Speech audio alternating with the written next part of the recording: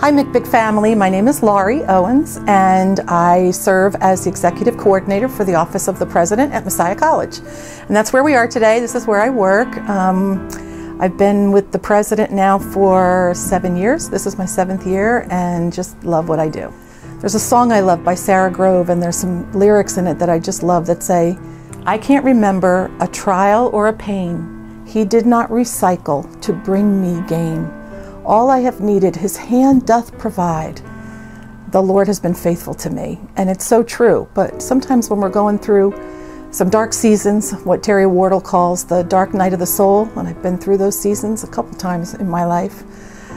Several years ago, I walked through a divorce, the loss of my family, the loss of my beautiful home I loved, having to step down from a ministry position that I absolutely loved, financial difficulties and so on. And sometimes when you're walking through those kind of circumstances, you can think, Lord, where are you?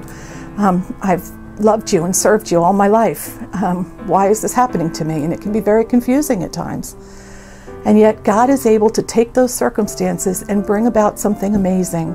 Recently, as most of you know, I lost my sister and very best friend Cheryl, and I'm still going through a little bit of that grieving process. I know it's a process, but God has been with me so much through this. At Cheryl's urging, actually, I'd already been going through a healing time here at McBeck, going through the healing prayer ministry for some counsel, and I'm so glad I did, because this spring God just so touched me and broke chains of shame off of me for walking through a divorce as a minister. These open doors of ministry that I would not have had probably previously.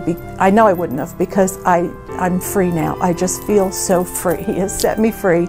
I'm actually leading Abounding Grace that we meet at 9 o'clock on Sunday morning, 9:30 if you want to join us. And that was actually the fellowship group that my sister led. And one of the most fun things I'm doing right now, along with my friend Melinda, is God's given me the opportunity to mentor some amazing young women that I have grown to love and who have walked through their own brokenness in life. So it's interesting. It was very organic the way this group began. One of the gals was actually going to my sister's home and doing her hair there when she couldn't get out anymore. And one day they called me when they were together, and Cheryl said that this gal asked if she and a couple other friends could meet with Cheryl and I and just have us talk to them about the Lord and the things He'd done in our lives. And that's how it started. And Cheryl said, well, I'd be happy to do that, but let's do it at Melinda's house. And Melinda had already been praying about opening her home and having the Lord use that. So it was a beautiful opportunity for us. So after my sister passed, they asked if we would continue to meet together with them. And we try to get together for meals. We go out and do fun things. We're available by phone. We just have an organic, amazing time together. I love these girls. They are so on fire for God. One of the things that my sister used to say, and I didn't like it, but she meant it from the bottom of her heart, and that was that if I had to live my life over again, I would choose cancer because of what my relationship is like now with Jesus.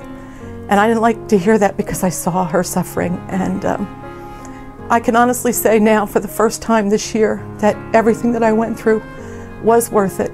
And if I had to choose to live my life over again, I wouldn't change a thing, because of how close I am with Jesus now and how much I hear His voice and the intimacy that I share with Him, and knowing I can just go to Him with everything. And I get it now. I didn't get it before, but I get it now.